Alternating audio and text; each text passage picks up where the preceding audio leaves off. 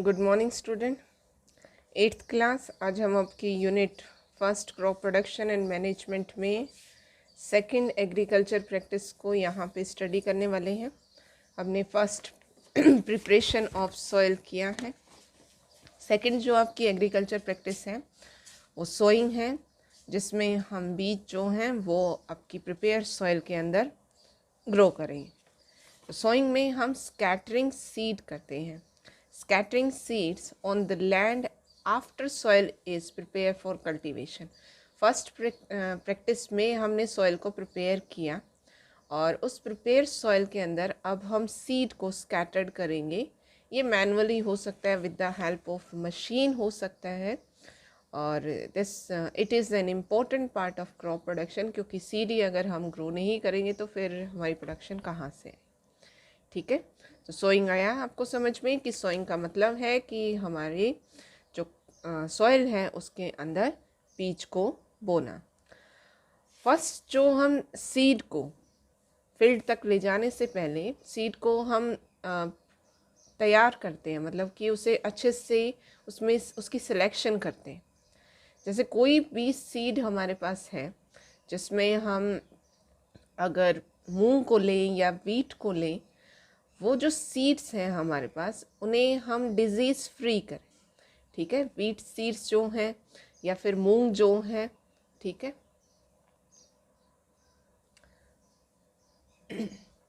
इन seeds को हमें पहले डिज़ीज़ फ्री करना है।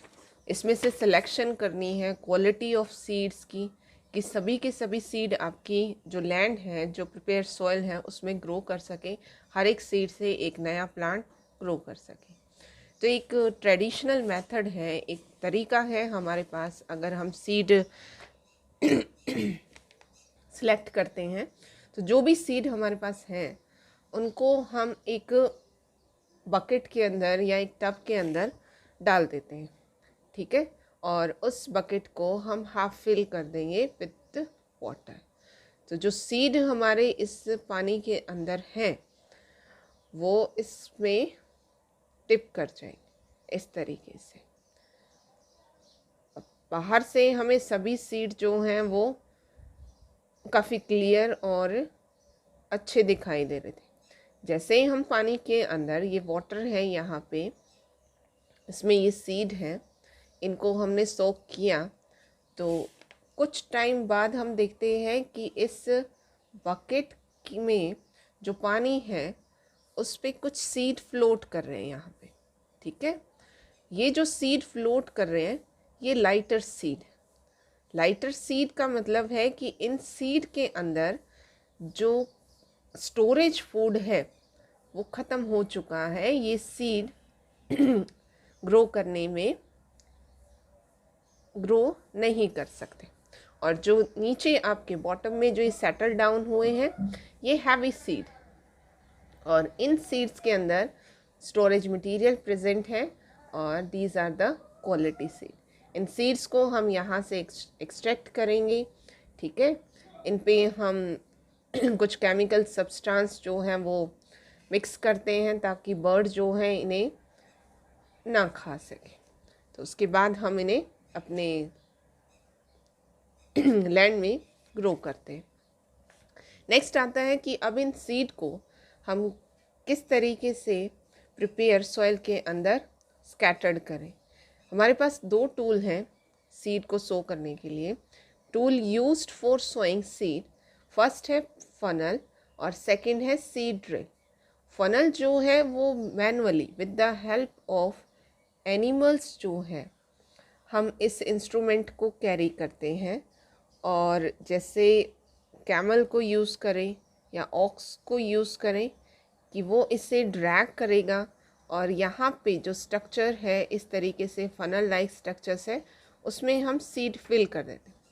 1 बाय 1 जो यहाँ से सीड हैं वो हमारे क्रॉप लैंड में इस तरीके से रोज में जो हैं गिरने शुरू हो जाएंगे। ठीक है। तो ऐसे हम इस मेथड के थ्रू सोइंग करते हैं सीड की। नेक्स्ट जो मेथड है हमारे पास ये सीड ड्रिल है। ये एक मशीन है जिसको हम ट्रैक्टर के साथ जोड़ देते हैं और यहाँ भी स्ट्रक्चर तो सेम ही है, बट एक साथ बहुत सारे रोज़ में सीड्स को थ्रू किया जाता है। ठीक है, और इस मेथड में जो हमारा टाइम है और लेबर है वो दोनों चीज़ें बचती हैं। यहाँ एक बॉक्स होता है, उस बॉक्स में हम सीड को फिल करते हैं और ये जो सीड है वो इन फनल्स के थ्रू यहाँ से इनमें पहुँचता है। नीचे जो हमारी लैंड है उसके अंदर ये सीड यहाँ पे इस तरीके से गिरे। ठीक है,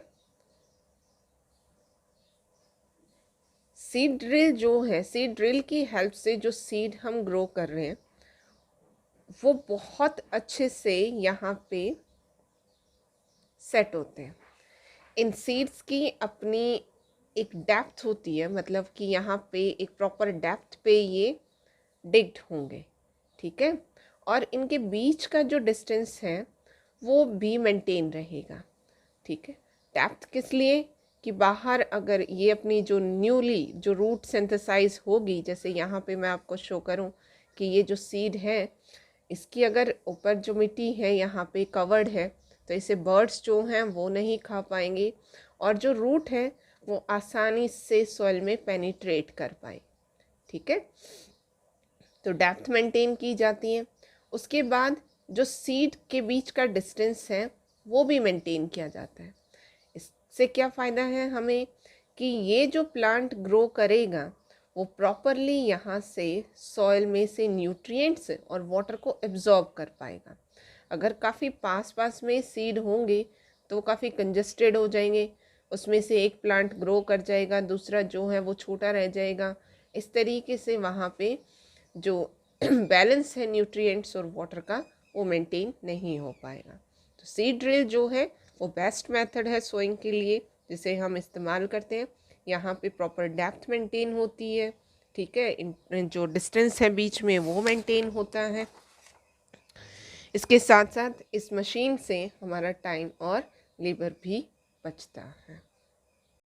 नेक्स्ट जो प्रैक्टिस है हमारी वो ये एडिंग मैन्योर एंड फर्टिलाइज़र, ये थर्ड प्रैक्टिस है। तो जैसे ही हमने सीड को सो कर दिया उसके बाद हम उसमें कुछ मैन्योर यूज़ करेंगे, फर्टिलाइज़र, क्योंकि उन्हें भी खाने की नीड होती है।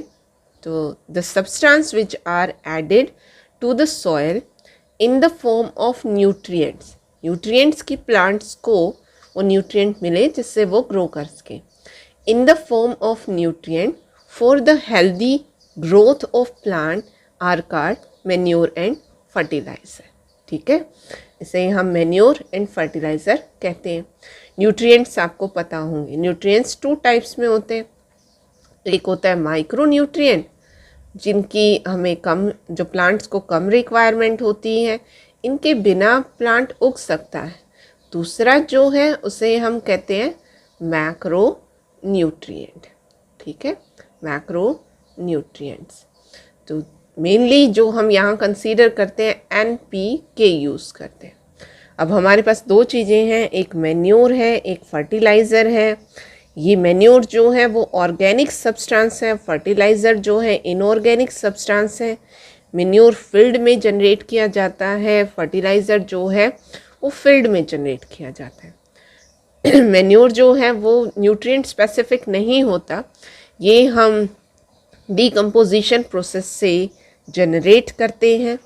ठीक है, जिसमें हम प्लांट वेस्ट लें, एनिमल वेस्ट लें, जो भी हमारे एग्रीकल्चर वेस्ट है उसको डीकम्पोज करके हम मैन्योर तैयार करते हैं। लेकिन फर्टिलाइज़र जो है वो हम फैक्ट्रीज़ में तैयार करते हैं, न्यूट्रिएंट स्पेसिफिक होता है। हमें पता होता है कि फर्टिलाइज़र में कौन सा न्यूट्रिएंट ज़्यादा प्रेजेंट है। उसमें हम सॉइल को पहले चेक करते हैं कि सॉइल में किस न्यूट्रिएंट की कमी है और उसी तरह का फर्टिलाइज़र हम ऐड करते हैं। ओके, तो यहाँ मैंने आपको डिफरेंस शो किया है फर्टिलाइज़र और मैन्योर के बीच में। देखते हैं हम फर्टिलाइज़र क्या है, मैन मेड इनऑर्गेनिक सॉल्ट है। ये आपको वर्ड याद रखना है, डिफरेंसेस पूछा जाता है फर्टिलाइज़र और मैन्योर में। और मैन्योर क्या है, एक नेचुरल सब्सटेंस है जो ऑब्टेन किया जाता है, obtain by the decomposition of cattle डंग और प्लांट रेजिड्यू। प्लांट रेजिड्यू का मतलब होता है प्लांट का जो वेस्ट है, जैसे लीव्स हैं, ब्रांचेस हैं और उसके जो बाहर बार्क प्रेजेंट होती है, छाल वगैरह है, ये चीज़ें उसके रेजिड्यू होते हैं। नेक्स्ट पॉइंट क्या है? Fertiliser is prepare in factories. बड़ी बड़ी फैक्ट्रीज़ होती हैं, अलग अलग तरह का फर्टिलाइज़र वहाँ जनरेट किया जाता है। Manure can be prepare in field, इसे हम खेत में तैयार कर सकते हैं, घर में तैयार कर सकते हैं। जो भी वेस्ट है उसे हम डिग कर देते हैं सॉइल में, कुछ टाइम के लिए सॉइल में प्रेजेंट माइक्रो ऑर्गेनिज्म जो हैं उसे धीरे धीरे डीकम्पोज करेंगे और ह्यूमस में चेंज कर देते हैं, उसे हम अपने क्रॉपलैंड में यूज़ कर लेते हैं। नेक्स्ट है हमारे पास fertiliser does not provide any humus to the soil. ये कुछ ऐड नहीं करता फर्टिलाइज़र, ठीक है। मैन्योर जो है वो ह्यूमस ऐड करता है, मतलब कि कुछ कंटेंट्स वहाँ पे सॉइल के अंदर डालता है जिससे सॉइल काफ़ी फ्लफ़ी हो जाती है, उसके अंदर एरिएशन हो पाता है, वाटर होल्डिंग कैपेसिटी बढ़ पाती है। तो मैन्योर जो है वो हमारे लिए बेनिफिशियल। नेक्स्ट जो है fertiliser are very rich in plant nutrient like NPK। NPK क्या है? इसकी एक्सपेंड फॉर्म आपसे पूछी जाती है। N नाइट्रोजन को रिप्रेजेंट कर रहा है, P जो है फॉस्फोरस को रिप्रेजेंट कर रहा है, K जो है वो पोटेशियम को रिप्रेजेंट कर रहा है।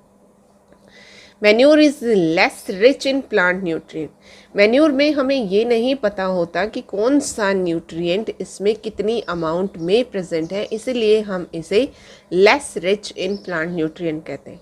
इसमें सारे न्यूट्रिएंट्स की मिक्सिंग होगी, हम ये आइडेंटिफाई नहीं कर पाते कि कौन सा न्यूट्रिएंट कितना प्रेजेंट है, ठीक है।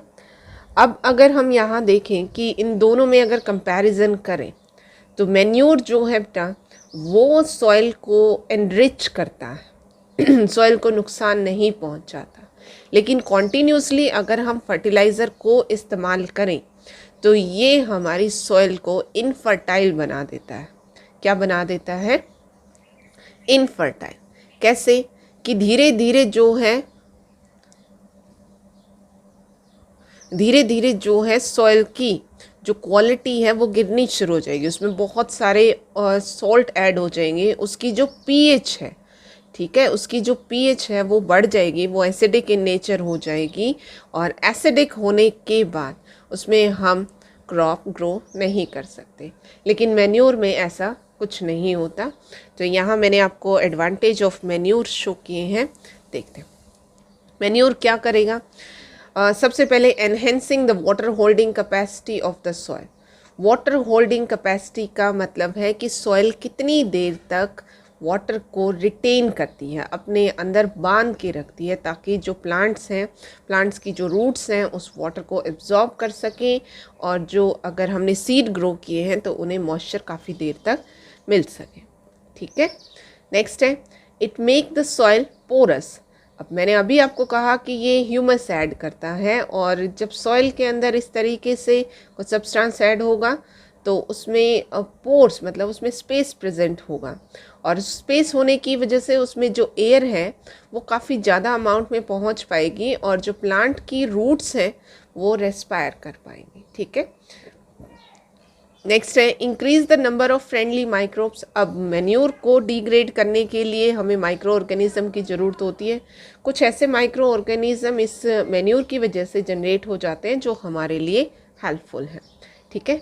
और सबसे बड़ी बात कि जो मैन्योर है वो सॉइल का टेक्सचर का मतलब होता है उसके जो दाने हैं, उसकी जो शेप है उसको भी चेंज कर देता है, उसे काफ़ी फ्लफ़ी बना देता है। उसके अंदर जो प्लांट्स हैं, जैसे जो सॉइल है अगर काफ़ी हार्ड रहेगी तो उसमें क्या कहते हैं रूट्स ग्रो नहीं कर पाएंगी। मैन्योर ऐड होने के बाद काफ़ी सॉफ्ट हो जाती है और जो प्लांट्स हैं उसकी रूट्स जो हैं वो बड़ी आसानी से उस सॉइल के अंदर पेनिट्रेट कर जाती है, ठीक है।